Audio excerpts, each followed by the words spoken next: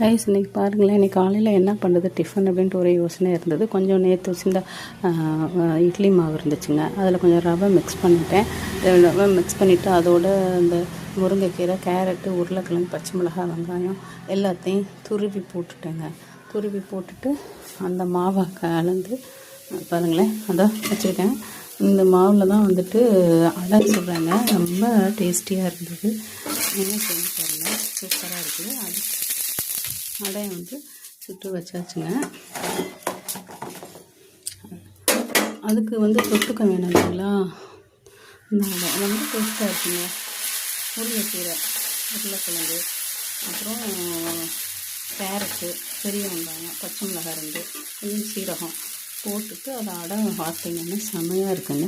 அதுக்கு தொட்டுக்கிறதுக்கு தக்காளி சட்னி வச்சுருந்தாங்க. தக்காளி சட்னி, அதாவது வெங்காயம், பச்சை மிளகாய், பூண்டு எல்லாத்தையும் பச்சையாகவே அரைச்சி அப்படியே தாளித்து கொட்டிட்டாங்க. செம்ம டேஸ்ட்டுங்க. செஞ்சு பாருங்க.